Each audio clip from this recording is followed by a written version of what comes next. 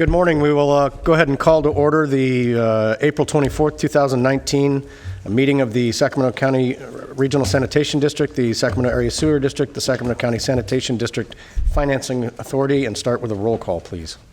Good morning. Ms. Bruins? Mr. Carr? Here. Ms. Frost? Here. Mr. Harris? Here. Ms. Howell?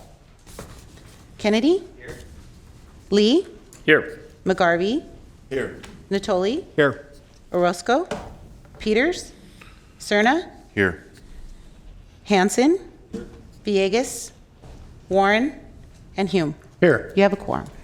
Very good. Will you please join the birthday boy, Director Cerna, in the Pledge of Allegiance.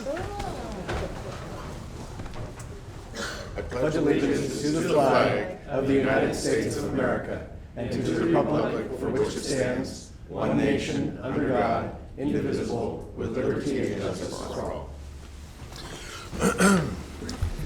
Okay, thank you. Now, if the clerk would please read the Metro Cable statement. This meeting of the Sacramento Regional County Sanitation and Sacramento Area Sewer Districts is being broadcast live on Metro Cable 14, the local government affairs channel on the Comcast Consolidated Communications and AT&T UVerse cable systems. The meeting is closed captioned for our hearing impaired viewers and webcast at sacmetrocable.tv. Today's meeting will replay Sunday, April 28th at 6 p.m. and Monday, April 29th at 8 p.m. on Channel 14. In accordance with the Government Code 54952.3, compensation for meeting of these legislative bodies is required to be verbally disclosed. The amount of $100 will be paid for each member participating today as a member of the Sacramento Regional County Sanitation District, and the amount of $100 will be paid for each board member participating today as a member of the Sacramento Area Sewer District. Compensation for Sacramento County supervisors and the City of Sacramento council members is paid to the county and city respectively to partially offset the costs of those governments. Compensation for other board members is delivered to the individuals. Members of the audience wishing to address the board should fill out a speaker identification form located at the back of chambers and hand it to the clerk. Please speak into the microphone when addressing the board and state your name for the record. Please silence your electronic devices at this time. Great, thank you. And we will move on to section number 1.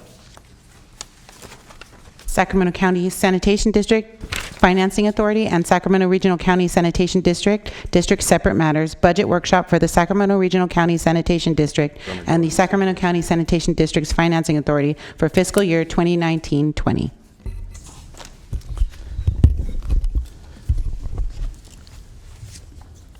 Good morning, Chair and board members. My name is Joe Mastredi. I'm the Chief Financial Officer for the districts, and we have the budget workshop presentation for you this morning. The Office of Finance has taken over the budget management process from the Internal Service Department this year, but most everything is pretty much the same. A lot of the same players involved. Becky Schaefer is still our budget process manager for both the departments. So the only notable change you might have noticed is in the schedules in the budget documents for each of the funds. We're beginning and ending with a cash balance, which is easier to trace to our audited financial statements than the former working capital base.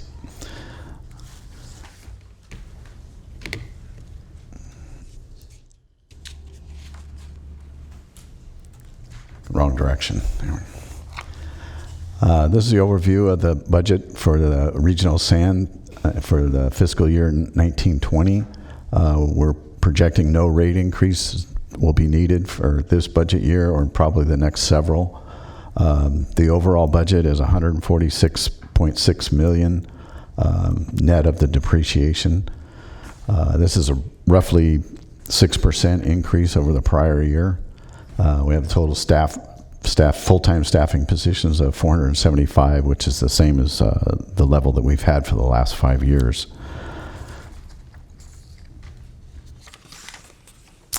This graph shows the trend for our budget over the last several years, and this pretty much follows the trend that we've anticipated in our 10-year financial forecast. So it's going pretty much as scheduled.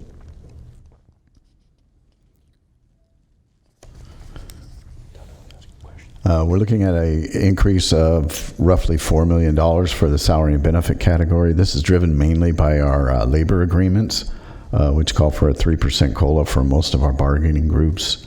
And it also includes an increase in the retirement benefit rate that we get from the county retirement system. On the services and supplies side, we're looking at an increase, net increase of about $4.6 million. The biggest portion of this is chemicals and electricity costs.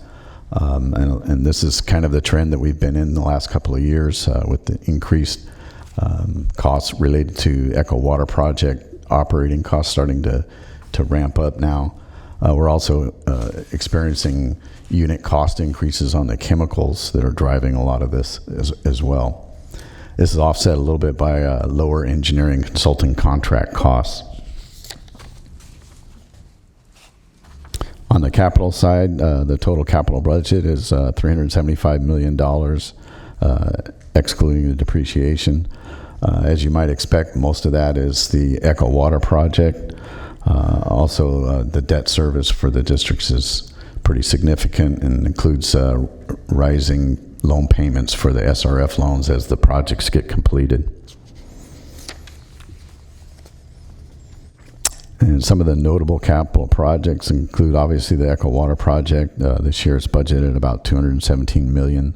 It's a little bit down from the peak last year. It was budgeted a little bit over $300 million. Also, the Emergency Storage Basin D Rehabilitation Project is approximately $12 million budgeted for next year.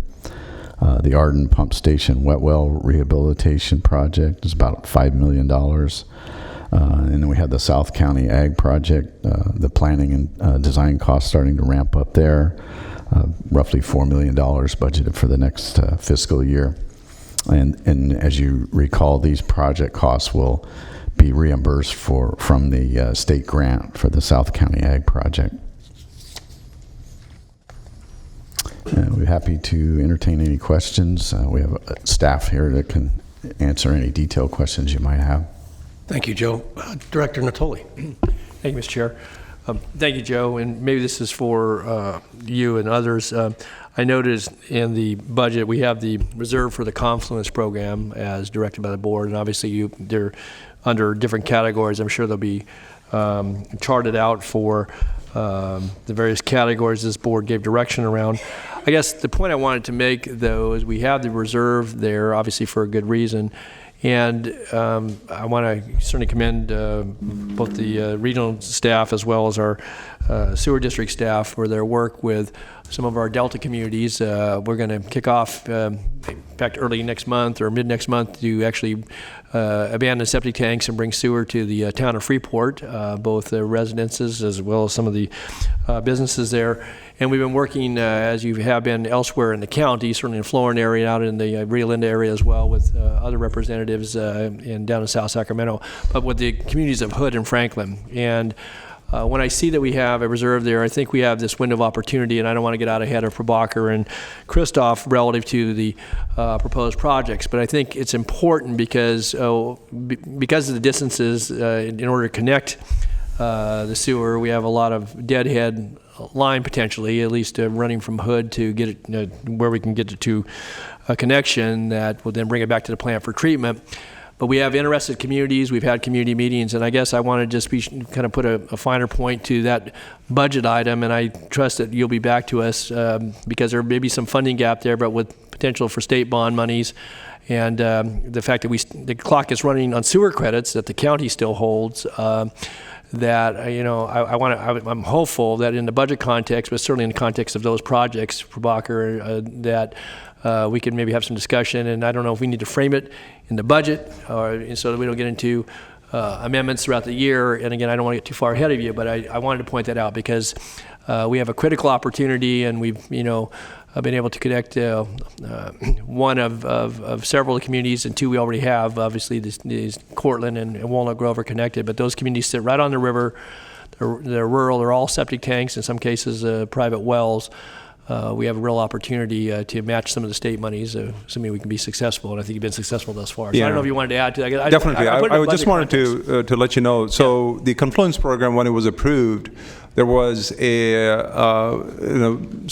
essentially an authorization to spend anywhere from $600,000 and up on an annual basis to help these communities, especially pairing up with the state grants that we have.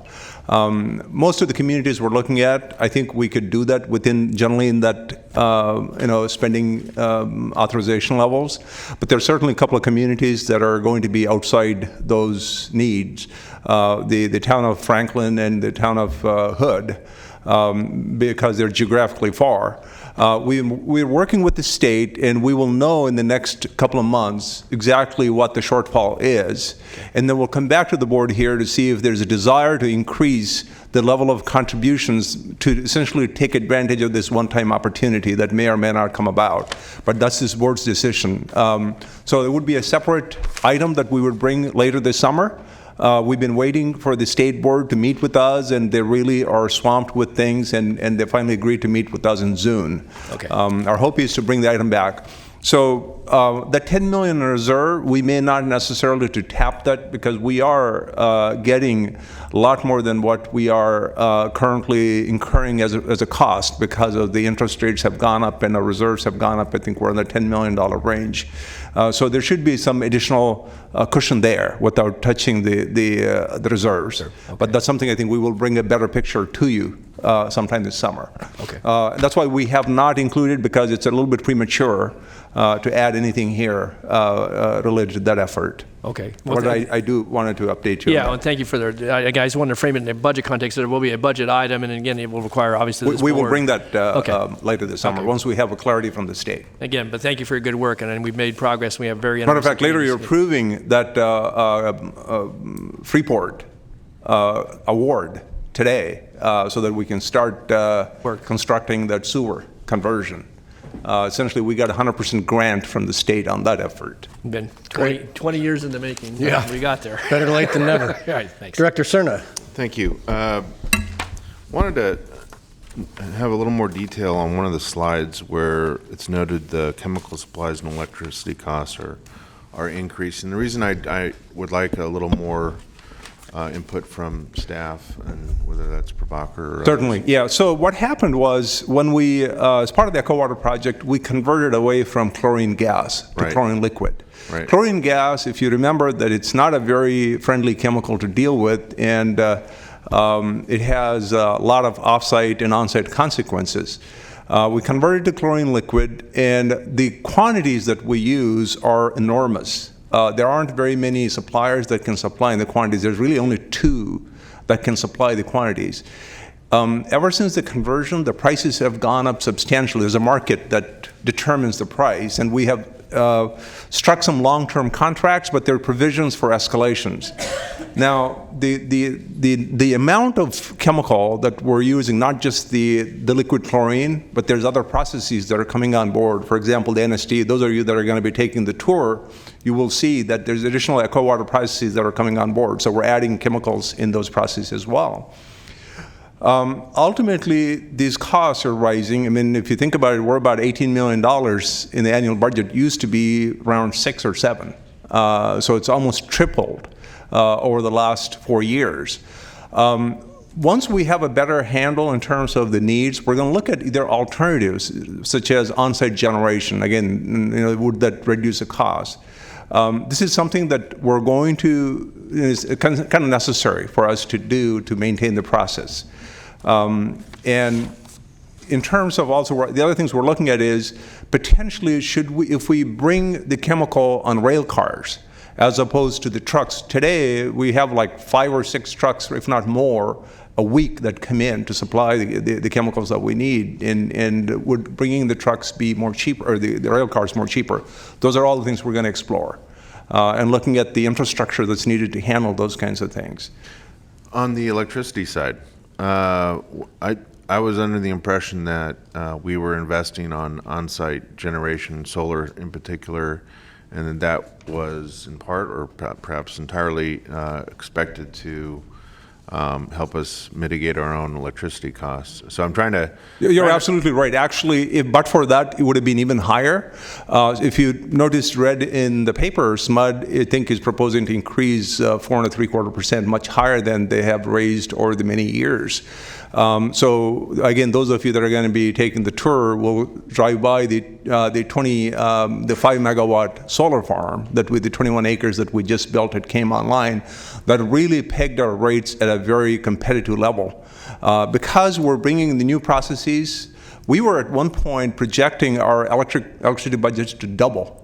Because of the Eco-Water project. It's still, there's substantial increases left to be brought on board, but those are offset by the solar power, the agreements that we made with SMUD. So it sounds like the short answer to both is the fact that while we have decommissioned from gas to liquid, and we are expanding our ability to generate our own power, it's the order of magnitude of the expansion of the plant that kind of supersedes all of that, and it really is playing more defense than offense in terms of Absolutely. keeping those costs in check. Yeah, there's still things that we will look into as we go over the next 5+ years. Right now, we have a contract with SMUD to provide our gas for the on-site power generation. Sure. We're going to be looking at, as that contract comes up, should we generate our own power to make it more economical for us? I mean, all those things are going to be looked at to better manage these things. Okay. Thank you. Thank you. Director Harris. Thank you, Mr. Hume. Prabhakar, just following up on Director Cerna's comments, while I realize that using liquid chlorine is more cumbersome because of the volume and more costly, the benefits to the community in terms of aggregate safety are immense. And, I think it was a turn that we needed to take, and you get what you pay for. But the safety benefits here are just almost immeasurable. I totally agree, and we happen to be one of the last ones to get off the gas. We have benefited the low cost of that chemical for a very long time, but the time has come for it to go. And you're right, we're kind of, the amount of chemical we use and the limitations of the suppliers is just something that we have to pay attention to. Thank you. All right. Anybody else questions on this item? And this was just a workshop, no action Yes, required? so if there are no changes, we'll bring back on May 22nd for the final approval. Sounds good. Thank you. Okay, now moving over to Sacramento County Sanitation District's Financing Authority and Sacramento Area Sewer District. Item number 2. Budget workshop for the Sacramento Area Sewer District and Sacramento County Sanitation District's Financing Authority for fiscal year 2019-20. Good morning, Chair and members of the board. My name is Randy Wolf, and I'm the accounting manager with Sacramento Area Sewer District. Thank you for putting the presentation up, Elma. This morning it's my pleasure to be able to present to you this year's 2019-20 Sacramento Area Sewer District budget. Before we start, I'd like to give special recognition to Becky Schaefer, Anna Nicolau, and Cynthia Benson for all their hard work in putting together this year's budget, compiling all this.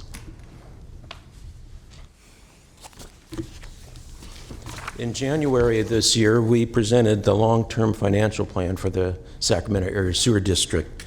That plan showed, because of your board's leadership and your support, Sacramento Area Sewer District is in a great place financially. And this budget just reemphasizes that. There have been no rate increases for 9 years, and we're looking at not having another rate increase for another several years. The 2019-20 budget is approximately $86 million. It's actually a decrease of $237,000 from this current year. The total staffing is at 301 positions. No new positions are being added. This graph shows a 5-year operating budget trend for SASD. As you see, it's been pretty flat.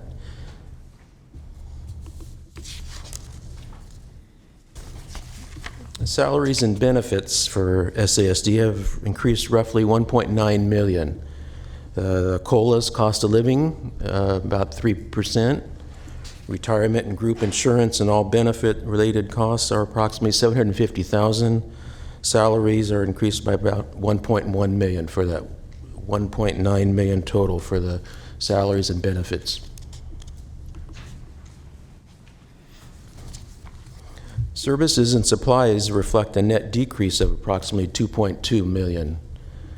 A decrease in plumbing maintenance services of about $1.3 million, and a decrease in construction services and supplies about $1.2 million.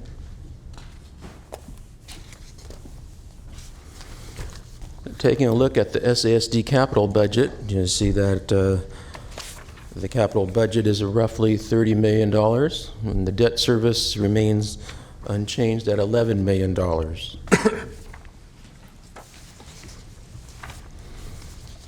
Here are some of the notable capital projects. The lower lateral replacement projects, those are about $7.2 million. Pump stations, force main rehabilitation projects, roughly $7.7 million. Freeport septic conversion project, $2.5 million. And septic conversion focus areas, about $800,000. Thank you for the privilege of your time, and we open up to any questions that you have now. Thank you very much. Thank you, Randy. Any questions for Mr. Wolf? Okay, seeing none. Again, just direction, so I anticipate We'll come see back the again final on May product. 22nd for Very the good. final approval. All right, moving on to the Sacramento County Regional Sanitation District consent matters. I do have speakers on item number 6. What's the will of the board? Would you like to pull that item and move the rest of consent, or hear the speakers and act? I'll move the remaining items. Okay, so items 3 through 5. Second? There's a second. All those in favor say aye. Aye. Aye. Opposed? Carries unanimously. And now if the clerk would please read item number 6.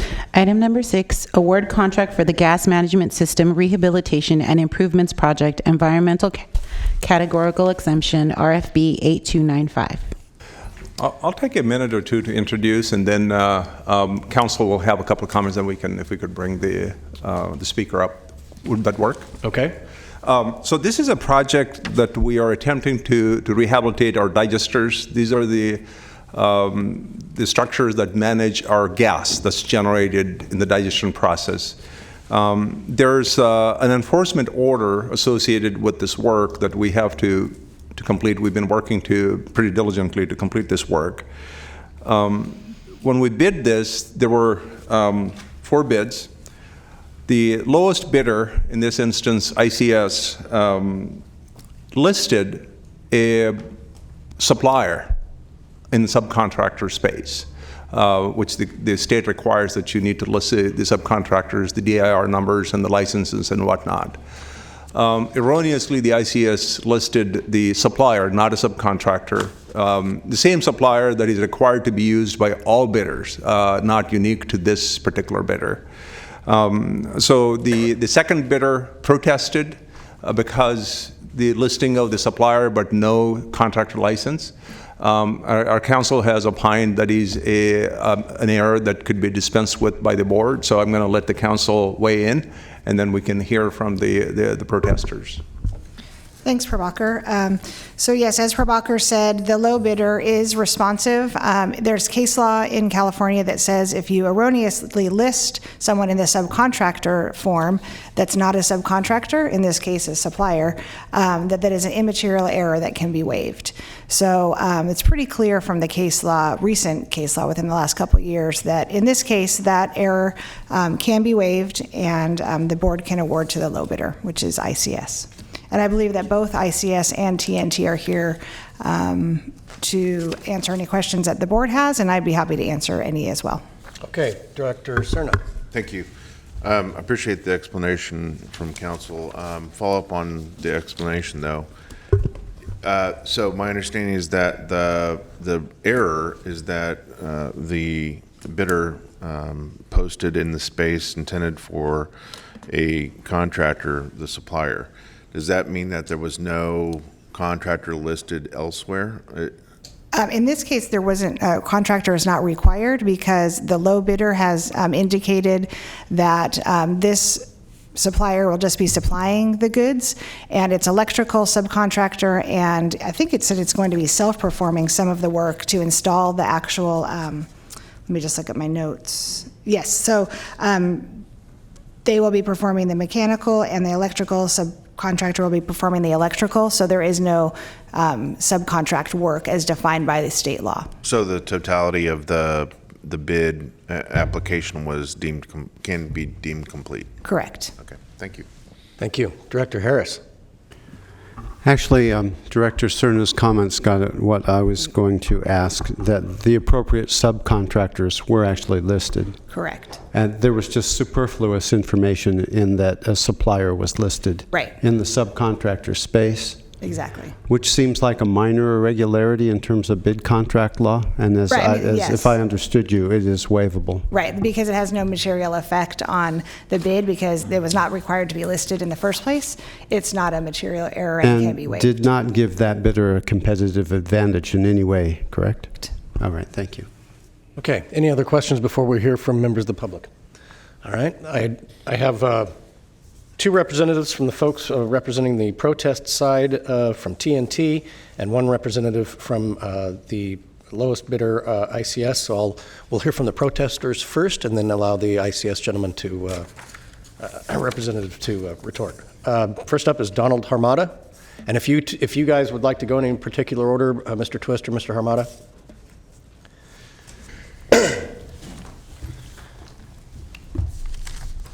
I also have the proposal from the manufacturer I'd like to hand out to the board if possible, just so you Give it to the clerk there.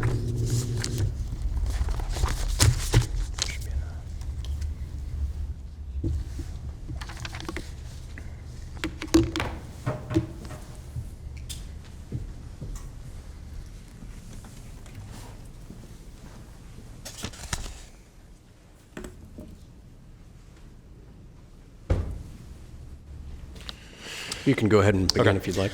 Good morning. My name is Josh Twist with TNT Industrial Contractors.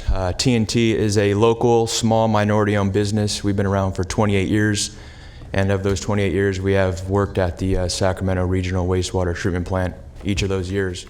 We're currently performing the digester rehabilitation project out at the plant. So we've kind of experienced with this type of work and in this area. I'm here to speak about, obviously, the protest submitted by TNT for RFP 8295. I have a major concern with the response to the protest and the integrity of the public bidding system and this being jeopardized. As has been discussed, the apparent low bidder, ICS, has in fact listed a contractor that does not have a subcontract license or a contractor's license for the state of California, as well as a DIR number, and both of these are required for award. Specifically, in the notice to contractors, it states no contractor or subcontractor may be listed on a bid for a public works project unless registered with the Department of Industrial Relations, and no contractor or subcontractor may be awarded a contract for public work on a public works project unless registered with the Department of Industrial Relations. I've provided John Zink's quote. They are, in fact, the manufacturer, and according to their proposal, they are an installer as well. If you go to page 4, I've highlighted as part of their proposal where they are specifically installing equipment, modifying existing equipment, and installing valves and couplings. This type of work requires a contractor's license. It's pretty clear. If you go further down, it also states their field installation scope. Again, to be an installation contractor in the state of California, you need a license. On public works, you need a DIR number. So, again, it's pretty clear. You go to the next page, they also state field installation, and they state their amount. So I just thought this information would kind of help see our point of view and where we're coming from in regards to our protest letter and why we submitted it. So based upon this information, we feel TNT should be awarded the contract as we are the lowest responsible bidder. Very good, thank you. Any questions for Mr. Twist? I have a question. I understand, is it true that you planned on using this same supplier for that particular portion of the Correct. bid? Did you also intend to have them do the same field installation work? We intended on self-performing all mechanical work. Okay, Yeah. thank you. So every other bidder did not list these people. We understood at bid time They're not licensed. I checked. I did my due diligence. They're not licensed, nor do they have a DIR number. So I made the decision not to list them, and this is all work we are qualified to perform. Okay. Mr. Cerner? A follow-up to the chair's question. Is the same scope presented in your bid then from this supplier? Yeah, this supplier was one of the listed suppliers. So it's the same verbiage in terms of Exactly. installation. Yep. Literally the verbs used, not just the mention of the supplies. It's, yep, specifically states installation, and that's why, like I said, at bid time, I did my due diligence and made sure that we could perform the work, and that's why we did not list them as a subcontractor, although they clearly are performing work that is to be subcontract, or could be considered subcontract work. Okay, thank you. Any other questions? Yeah. Yeah, Director Howell. So this is the exact same proposal that both you and the other contractor got? This Sorry, was my sent voice to is a all mess. contractors bidding the project, correct? Okay, so, but you got the exact same proposal? Yeah. So did you eliminate what part of this proposal did you eliminate from yours? The installation portion, which requires a subcontractor's or a contractor's license and a That's DIR at number. the pricing at the top of page 5? Correct. So you eliminated that, your crew was going to do that, but they were still going to do the $65,000 in technical assistance? No, sorry, excuse me. That we would remove the second number, which was the installation. They would provide all the parts and equipment for the project, but So the we only would thing we you would el- perform the field installation because they are not licensed to do so. Okay, so the only thing that you eliminated was the $65,000? Yes. All right, and this is just from where I'm coming from. I'm an engineer too. The way this is listed here, it says budget pricing information, technical assistance. I don't really see that as being field installation. It looked to me, if you look at the breakdown on the previous page, that it was technical assistance to make sure stuff had been properly installed. And that's understandable. It's their equipment. They don't want somebody coming, they don't want the district going back after them for faulty equipment if it wasn't properly installed. So I would expect them, as the supplier, to be doing this $65,000 task, and I don't look at that as being the installation. So I'm kind of in a quandary here. Okay. I do And that same thing on can a I lot of just- design projects. I will go out in the field and make sure that what I designed was installed the way I designed it. Correct, but you're not going to install it unless you're a licensed contractor, correct? No, I don't install it, but I go out and provide Yeah, the and technical that's fine. assistance I agree with that. standing next to the contractor. Yeah, I agree with that. And I was just going to interject. This is a question that you're probably going to want to ask the low bidder, because I believe that they've approached it the same way, that they are going to be installing the equipment, or their subcontractor that's listed is going to be installing it. So to me, they seem to have been approaching the bids the same way, but that's a question that you'll want to ask the. I intended to. Director Natoli. Yeah, well, just to that point, Lisa, and certainly to the points being made here, but if I read the sub B underneath the description here, it says in the first sentence, the field installation estimate, in quotes, price includes travel, living, and field labor to install the equipment and check out its operation. Now, I don't think you can be much clearer than that. So if that's what it says, even to Carrie's point, how she may perform it, it says field labor to install the equipment. Now, I guess, Lisa, I would turn to you. Again, I think it's a question that you need to ask the I low will. bidder, but the way that I understand it is that part was not included in either contractor's bid, because that part was not able to be included because they don't have a license, so they can't be the installer. That's my understanding. And again, you need to. Okay, so let me just, that's fine. And we're going to hear from the other parties. But then if I go back to page 4, where it talks about John Zink field installation scope of work, I assume that coordinates with the page 5, is that is the scope of work: mobilize inventory equipment, ensure all systems, remove existing swing-out panels, and install new swing-out panels with recorder and OIP, remove this and that, install this and that. It doesn't say that we're going to stand by and watch them do it, or we're going to supervise the bidder's work or somebody else's crew.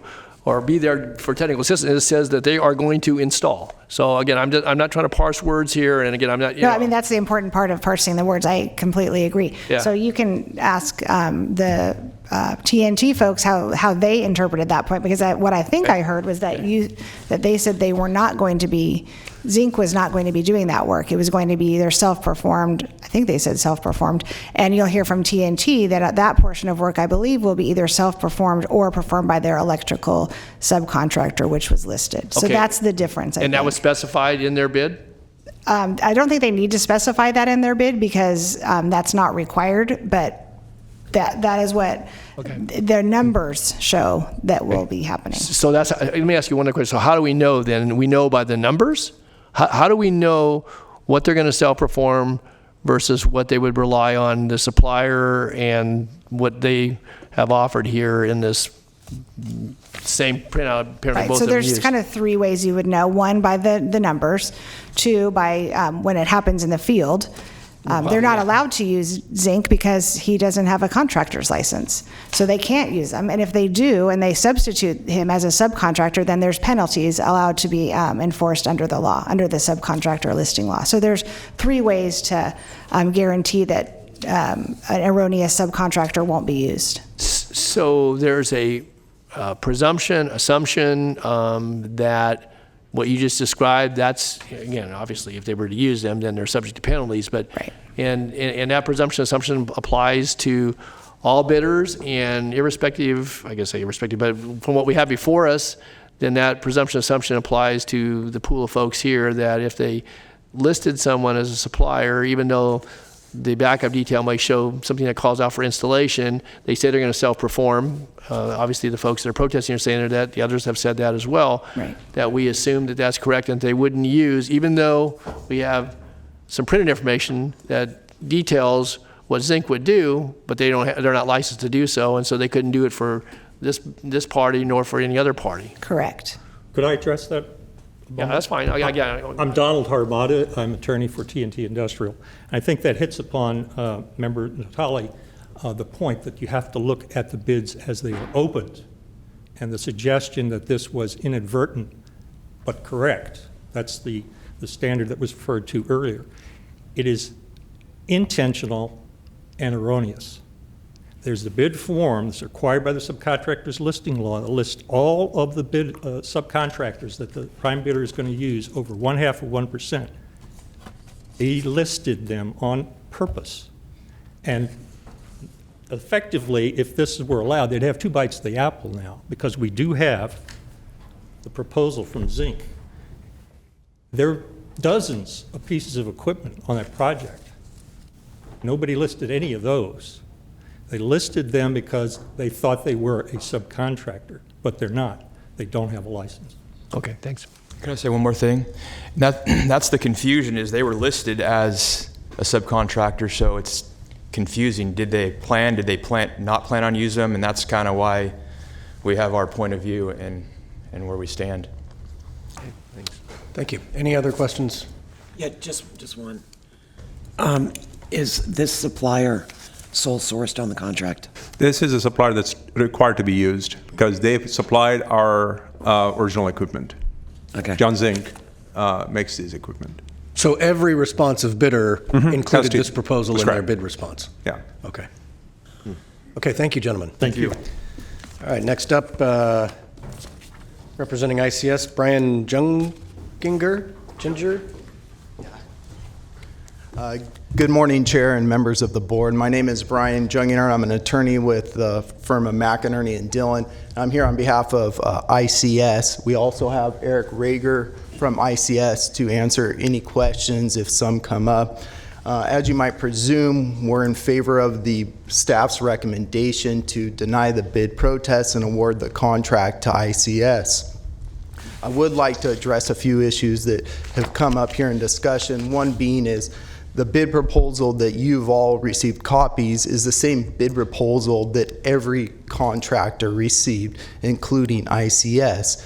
And just the same as TNT, ICS intends to self-perform the mechanical work and have its electrician perform the installation. which is the exact same thing TNT proposed to do. And just because a bid proposal includes installation, it doesn't mean that ICS has to use them, and they're in fact not going to use them. And what I think it is also important to remember is that John Zink is the sole source. Everybody's going to be using them together, or has to use them. And if you look closely at the specifications, there's actually a lot of oversight that John Zink has to do for this project, including making sure the commissioning of the project, making sure that everything is fine-tuned. And so the money that's there is not only just for the supply, but also for the oversight of the work, which is required by the specification. So if there's, we're open to questions. If there's no questions, then we'd respectfully request that the board award the contract to ICS. Very good. Thank you. Director Cerna. Thank you. Not a question for the speaker, but a question for Prabhakar. Based on what your response was just a minute ago in terms of acknowledging to the board that the expectation from the district is that all bidders are going to use the same supplier. Along with that expectation, is there an equal expectation that every bidder is going to use the supplier in the same way? In other words, just to supply and not to do anything that would require a contractor's license? I can't answer that question specifically. Let me ask Mike Crooks to come up. But based on what I have seen, I don't think the specifications are that specific, that the contractor, the supplier perform exactly. Let me ask it a different way. Is there generally an expectation by the district that we would never have a supplier perform work versus supply material if they don't have the legal ability to do that per license? Yeah, we can't. So okay. Not only we cannot, it gets checked because, as part of these contracts, they have to provide certified payrolls and whatnot. We know who worked with who. Okay, so I think that answers my question. Yeah, labor compliance is an issue. So it sounds to me like the expectation is fair and equally applied to all bidders. Yes. Thank you. Thank you. Director Harris. Two questions. One for Prabhakar. The oversight that's indicated for John Zink, commissioning, watching, making sure that their equipment is installed properly, would that require a contractor's license? I would not think so, but I'm going to defer to our attorney. I would not think that would be the case. No, I don't believe that would. Okay, fair enough. And then I would like to ask you, sir, why did ICS put John Zink in the subcontractor category? Was it mistake, oversight, intentional? Can you address that concern? Right. I think it was a mistake, but I think there was the little bit of confusion because of the oversight work that John Zink would be doing. They will be on site. They will be doing a significant amount of oversight. And so as a precautionary measure, they were added, but technically they don't fall within the definition of a subcontractor. But ICS did list a subcontractor to do the installation, the electrical work, and John Zink would do the oversight, and that does not require a contractor's license. That is correct. Thank you.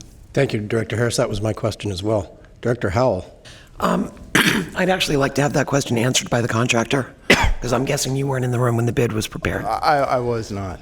And the only other comment that I'm going to make is that in practicality, if you're in the field and Don's doing the work, I'm the technical advisor from John Zink, you're standing at a junction box and somebody's got to replace a panel. Chances are my hands are going to go on that panel to help the person that's installing it. And I'm guessing that's exactly what would happen in reality at the site. Would you disagree with that? I would disagree a little bit with that. It doesn't mean that I'm going to install it, but I'm going to hold the screwdriver, crimp a wire, whatever it takes to install that panel. I disagree with that. I mean, You wouldn't let me touch it? No, I mean, you could touch it to inspect it, to make sure we have the right quality of work that you demand for the installation of your product, but you wouldn't be installing it or crimping wires or making any adjustments. Can you answer the question that was asked earlier about the intent, how that mistake happened? Were you involved in the bid preparation? The response? Marginally involved in the bid preparation, but the mistake was made, honestly, because they were doing not installation work, but they are doing inspection work. And so there was just some confusion of whether or not to list them. Also because we're required to use them as a material supplier, so there was just some general confusion. Director Natoli. Yeah, so while you're here, and maybe for you and for staff, so if we do it in reverse, there was, I hear the explanation that it was done out of a, intent to make sure that there was disclosure. So in the event that work was being performed, they hadn't declared it, would that then have affected their ability to receive the bid? So, I mean, it was one of those things where you've got to make some quick calls, obviously, and some of this is known, and, and when you're putting a bid together. So I guess in the reverse, Lisa, maybe you could, and again, who would explain that? I'm just kind of Right. trying to understand. If they hadn't been listed and they were a subcontractor, then there would be grounds for protest. So I can see why a contractor would list them, because they are a required supplier, and in an abundance of caution, and at this short time frame, like you referenced, Director Natoli, sometimes contractors will list entities that aren't necessarily required to be listed. And I think that's why the court in the Bay Cities case that I referenced earlier found that if they're not required to be listed, then there can't be an error. Okay, because I know you mentioned Under that theory. in a write-up about, putting forth more information than not. Again, in not to mislead, but to, I think, certainly to, with the intent to outline who was going to be on the site. Okay. Thanks. Okay, any other questions for the gentleman from ICS, representing ICS? Okay, thank you very much. Thank you for your time. At this point, we'll go ahead and close public comment on item number 6 and move to board deliberation and/or a motion. I'll move staff recommendation to accept ICS bid. Second. Okay, I have a motion from Director Harris, a second from Director Cerna. Any further discussion and deliberation? Do we need a roll call vote? I don't think so. All those in favor say aye. Aye. Opposed? Motion carries unanimously. All right, on to the next item is public comment for items not on the agenda. I do not have any speaker cards for anyone. Is there anyone wishing to speak on an item that is not regularly agendized? That's for a closed session. All right, so we will move on. Sacramento County Sanitation District separate matters. Item number 8, please. Item number 8, revised sewer rate increase and associated amendments to the Sacramento Regional County Sanitation District Consolidated Ordinance. Just in the interest of time, if Christoph is prepared to make remarks on why we do not need rate increases anymore, it's a good news. But if you're interested in saving some time, and if you're comfortable with it, just basically introduce the ordinance today, and we'll come back on May 22nd to approve. Basically what it's saying is we will not need rate increases that you already authorized, and we need your action to freeze it. So I would say let's save the comments for the May 22nd meeting. It's important that we have the first reading today in order that the rates don't automatically go up in July. So with that, thank you for that consideration. Is there a motion to approve? So moved. Second. Moved by Cerna, seconded by Howell. All those in favor say aye. Aye. Opposed? Good news. You're Yes, going to send out a flyer or 218 flyer to make sure people approve the change? The lack of increase? There will be a billing insert that goes out that lets them know that, yeah. It is good news, and they should know it. Can you put hip hip hooray on the top of that flyer? Yeah. Okay, on to item number 9, please. And also items number 9 and 10, the staff are prepared to make presentations. Just wanted to tee it off. That is that we have received the $280 million grant from the state, so we have a lot of work that needs to happen. What we're waiting for is the permit from the state to divert, and we've been waiting for about 8 months, and they're promising it's going to come any moment now. But there's work that we need to do. Check your inbox. So there are 2 contracts that we're asking for, essentially extension of, so that put money into it. As we do the work, we get the reimbursements from the state once all the contracts with the state are executed. We're kind of fronting the money a little bit to do the work. So that's what the presentations for 9 and 10. But if you do want the presentation, I got Terry to give you if you have questions. Well, I'm a nerd about this issue because I just am excited for what it means for the South County Ag and South County Aquifer, but I could listen to it over and over again. But in the interest of time, if the board doesn't share my enthusiasm, we've got the money, we just need the permit to go forward. So is there a motion for item number 9? So moved. Enthusiastically. Moved by Howell enthusiastically. Is there an enthusiastic second? Yeah, second. Seconded by Director Natoli. All those in favor say aye. Aye. Opposed? Motion carries. Item number 10. Did I hear a motion from Director Villegas? Okay. Second. Second from Director Howell. All those in favor say aye. Aye. Opposed? Motion carries.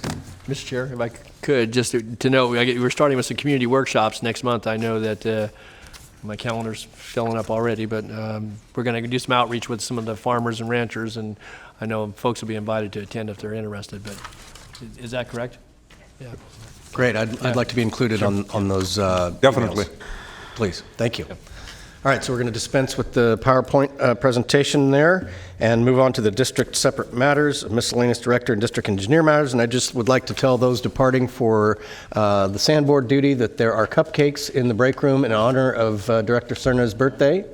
Oh. So please help yourself to a cupcake. That's the Prabhakar brought them in, and so they're there. And We were meant to hoping be Phil enjoyed. made them. How many candles? Oh, hopefully there's no candles. That's a real fire hazard, let me tell you. No, I didn't want to bring the candle part of it. He was going to bring a cupcake for each year, but unfortunately the dolly that would have been required to carry him through the door, he couldn't I secure. would like the members to stay for one more minute, so when I'm going to ask a question here, so the regional 10 members only, because there's Okay. something that I wanted to ask. Okay. So would you mind?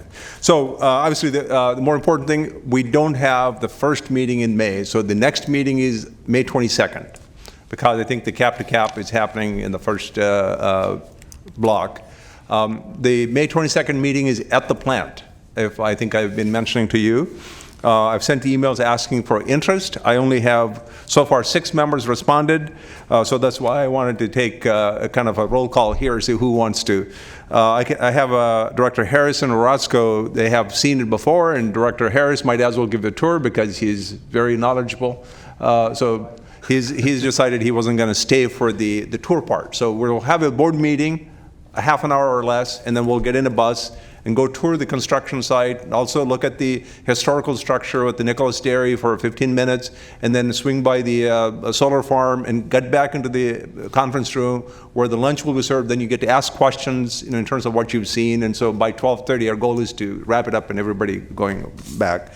So I have 4 members that have said that want to go for tour, Director Boons, Carr, Kennedy, and Peters. So I'm going from the left. Director Villegas, would you plan to stay for the tour? I believe we did RSVP. Yes. For some reason, anyway, I'll send it to Sunny. So, Director Lee. Yeah. Okay. Director McGarvey. There's nothing I would rather do than go on a tour. Yeah, we knew it was. She you're just like us. enthusiastically You're would like a to geek among participate. And actually, I can give some of that tour myself. Okay. Actually, we don't want you touching anything. And I'm Can't even hold a ask for screwdriver. Totally. Yeah, I thought my office. Even if I'm preferred- Yeah, for listed. some reason we don't have them, but I'll mark them. Okay, no, I'm going to be Dr. there. Hume is going to be there. It's already on my calendar. Yeah, okay, so definitely, Dr. Fry. calendar also. Good.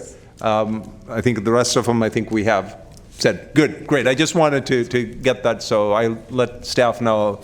I also gave an invitation Hold to on, any of your just one second, alternates. Director Natoli. Yeah, I just wanted to offer a suggestion. You talked about the way we did a tour. It might be that you could reorder it so you could actually have, assuming you could set it up, to actually have the lunch at the Nicholas Ranch, because again, 15 minutes, I'm not sure does it justice. People want to kind of wander around, get a feel for that. So I might offer a suggestion that you end up there, assuming the logistics aren't too difficult. I just think that Logistically, I'm going to see, because there's a lot of landscaping work going on. There's work going around it. So we'll see if it's possible, we'll do that. Well, Maybe set up a you tent can or issue something. hard hats or whatever. Got a hard heads up here. So. But certainly it's a good suggestion. I would say it's a beautiful place to I have was going lunch. to say, you might but- have an opportunity to do that. Okay. So that's that, and then we wish to Director Cerna his birthday today. So that's the other thing that I had, and I also want to introduce a couple of members here. Where's Amy Norman? Amy. So as I said, there's staff are moving around, staffing, succession planning, part of it, Amy is leading the SASD. Rosemary is at the plant, learning about the plant and Eco Water project. And also Ruben is on vacation, so we got Len Bielefeld is pinch hitting here. So I just wanted to introduce them to you. You may see them more permanently than after we leave, so that you can see what the paces might be. Great. I think that's it in terms of my comments. We're closed. We do have a closed session. Toward the end of the SASD, there's a consent item, then we go into there's ordinance introduction, we'll go to closed So session. that excuses the Sand Board members. Don't forget to grab a cupcake. And now we will move to the Sacramento Area Sewer Please do, District. there are plenty of them. Items 51? 12 through 15. There are 30 of them, not quite 50. 51. Not 51? Is there a motion to approve the consent calendar? So moved. So, second. I do want to have a slightly changed recommendation for 13, so let's do everything but 13. Okay. Okay, move the balance. Okay, so 12, 14, and 15 moved by Director Cerna, seconded by Director Natoli. All those in favor say aye. Aye. Opposed? Motion carries unanimously. Item 13. So the recommendation is for you to authorize us to enter into agreement with the contractor to do the work. But what we are having difficulty with is we haven't received an important permit from the federal government yet. So because of the giant garter snake issue. There's an indication that we would get it within the next 2 weeks. Which means we can't do work past September, because there's a time limit what we can do because of the garter snake, their seasons. If this drags on, our preference is to actually rebid it next year. So what I would like a modified recommendation is authorize the execution of the agreement, but give me the authority to throw away all the bids and rebid in case we didn't get the permit in time. That's a modified recommendation. Make that motion. Well, what about the option for preserving the bids and just adjusting the time when it would be constructed? So we considered that, but again, that means you have to go back to the contractor and say, well, we just felt this was a cleaner thing to redo it next year. Well, And also, just to interject, I don't know if a contractor would even be able to do that, because they'd have to keep all their bid bonds and everything in place, and I don't think that would be really a practical option, or maybe not even a legal option because of the requirements that are in the specifications. I just hate to waste the whole rebidding process. I mean, I agree that. Yeah, but again, I think one of the things we are worried is the shorter time was where we are exposed to the kind of claims and things. So we just don't want that to be happening. Does that compromise the process, though, that in the second rebid, everybody would be privy to what the other bidders had? Yeah, that I mean, too. that's always the worry, for sure, but hopefully we'll get the permit and we won't have to do that. But let's see, they only had 2 bidders, so I don't think that there's a lot of interest necessarily in the project. And waiting a whole year would be pretty unfair, I think, to the people that bid, actually. Well, and hopefully, if that happens, they'll both sharpen their pencils. So we can find some other work for them in the Delta. There's a couple other communities that need sewer. All right, is there a motion to provide that authorization? Reluctantly, yes. Okay, not enthusiastically, but reluctantly. Moved by Howell. Is there a second? A second. Second by Director Natoli. All those in favor say aye. Aye. Opposed? Motion carries. Moving on to district separate matters. I would assume this is the same situation as before, that we can send out the flyer that says hooray and wait for the 22nd to hear the... This is a kind of introduction of ordinance. Christoph, if you want to just quickly mention what it is. Okay. So. Sure, just... Oh, I see that. This is an actual increase. Okay. It's not a hooray, it is an increase. Basically, every 3 years, we've been doing 3-year increments on the impact fees. So this is SASD sewer impact fees.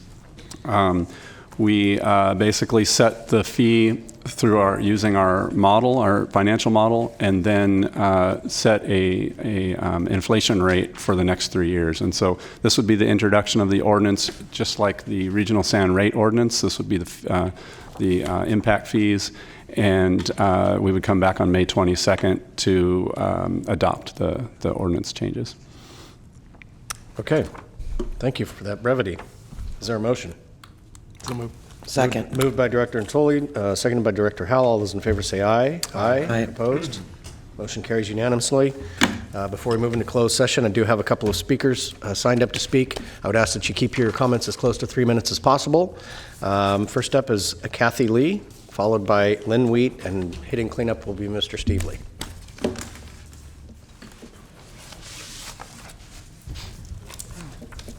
We make this a little lower. Thank you. Thank you. Hello, and thank you for giving me time to hear me today. My name is Kathy Lee, and I'm here regarding the closed agenda item concerning the Ventura Park property at Bond and Waterman Road in Elk Grove. I'm here today representing over 1,000 homeowners near the site of the land in question. Since this board has changed substantially over the years, I wanted to give you a very quick overview of this land and the contract you're going to be discussing today. Our goal here is to share with you our many concerns over the current agreement between the board and the current buyer, Silverado Homes, and ultimately ask that you consider termination of the contract with Silverado. This began in 2004 when CSD1, now known as a Sand Board, executed a contract for the sale of the land for approximately $50.2 million for Centex Homes, with a 2-year time frame for closing of the escrow. In 2006, the buyer failed to perform pursuant to the terms of the contract in that they failed to meet the 2-year time frame for the purchase, and they ceased their quarterly payments of $150,000 into an escrow account. By mid-2006, the Sand Board was made aware of these material breaches of the contract and should have pursued either legal or specific performance remedies for the breach. However, the buyer was not held accountable, and instead the board granted the first of many extensions in mid-2006. The escrow account was found to be short by almost $400,000, but again, the buyer was not held accountable, and the board in mid-2006, in the 2006 modification, released the buyer from any further escrow payments. From 2006 to current, the board has granted at least 8 extensions and multiple modifications to the original sales agreement. As most of these documents are listed under closed agenda items, we have not been able to ascertain the exact documents, but with a lot of hard work and help from Google, we've been able to piece together some interesting bits and pieces. These modifications seem to heavily favor the buyer in all aspects and substantially damages the Sand Board and its ratepayers. I'd like to share with you just a few of the lopsided aspects of the current agreement. The buyer carries no burden, and the Sand Board assumes all risks and all burdens associated with all the modified agreements. The buyer was allowed to cease all good faith payments into the escrow account. The existing escrow account of $800 was credited back towards the final purchase price of the land. As stated in the original agreement, this escrow was non-refundable deposit made by the buyer for consideration for the option purchase property. Since the land has not yet been sold, the escrow accounts by all accounts should have been forfeited to the Sand Board, but instead the buyer now enjoys a credit of $800,000 on the final purchase of the land. If this $800,000 credit is allowed to stand, that credit would constitute a gift of public funds to a buyer, and such would be a direct violation of the California Constitution. The buyer has asked for and was granted the ability to reduce the final purchase price of the land to 80% of fair market value. This could be considered another gift of public lands. The buyer has finally obtained their necessary permits in 2018. However, that being said, the buyer has now asked for extensions of those permits to the year 2023. Does this sound familiar? 2023. How many more times will the Sand Board be asked to extend or modify in this new current extended period? We ask that you terminate the contract or at least look for alternatives. Thank you. Thank you. Ms. Wheat?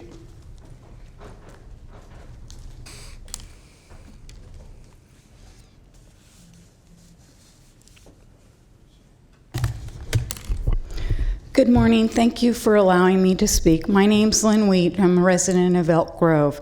I want to give you a little history. When this project came forth, a number of residents and homeowner groups united and brought different proposals forward and different ideas that we thought would benefit the residents of Elk Grove as well as the region. I want to bring forth those concepts that we presented and discuss them a little bit, recognizing that we do need to have money as ratepayers that would benefit that. We were looking at that if a number number of our government agencies could unite together, that there could be some grants out there that could make this a very good opportunity.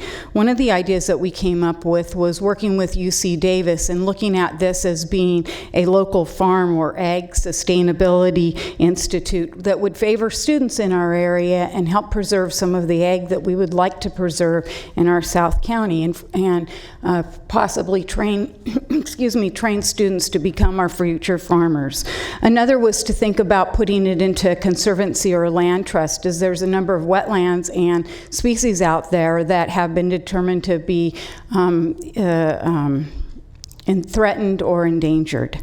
Another was to just leave it as an open space recreational area, recognizing that when we look at the health of our population over the years, it has declined, especially within our youth population, where we've seen the increase in diabetes and asthma and obesity. So these were a number of the concepts that we did present at that time. So since we presented that concepts, of course, a lot has changed. A couple things in particular that come to my mind is the way we look at water in our region. And we know that our South Basin has been threatened, and we need to look at how we can make that sustainable in future, for future generations. One of the possibilities has been looking at water banking, reclaiming that water for the ground. Elk Grove Water District did the water assessment for this particular project, and that assessment came out in 2013. So we're looking 6 years ago. And I just want to say that that the comments that were made was the existing and future use of groundwater supplies has been extensively described in the EGW 2010 UWMP, which includes the groundwater management plan for the Central Sacramento County groundwater basin. And we know now that they're looking at how we can become the SGAs under the laws that have passed in regarding to our water use. So I think that we could look at possibly some grants for this area and look at retaining some of that water within this area that would still profit your board, would profit the taxpayers. The other thing that I want to bring forth is, yes, they have received their 401 permit. They reapplied for that. But interestingly enough, in updating that permit, they eliminated what their plan was, which was for the 670 residential lots on 114 acres.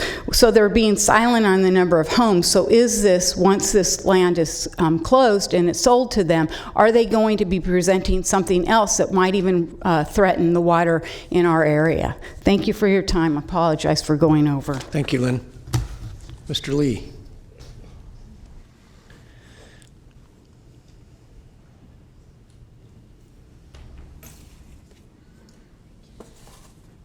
I'd like to thank the board for hearing us today. I appreciate you taking the time. Mr. Cerna, happy birthday. Thank you. First of all, we're at a bit of a disadvantage. We've been following this since 2004, as close as we possibly can.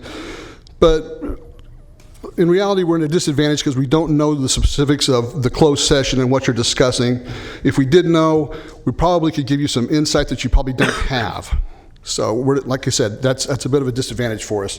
As has been said, the project began at a $50 million toward the sandboard. That was a benefit to the sandboard, $50 million. And look to see where you're at now in your negotiations for the sale of the property. Are you anywhere close to that? You were entitled to specific performance. You didn't ask for it.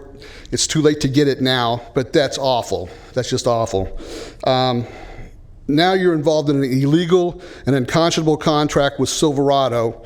Specifically, I'm talking about the $800,000 in escrow that was non-refundable, but that has been credited back to the buyer under the terms of the sales contract, and selling the property at 80% of fair market value.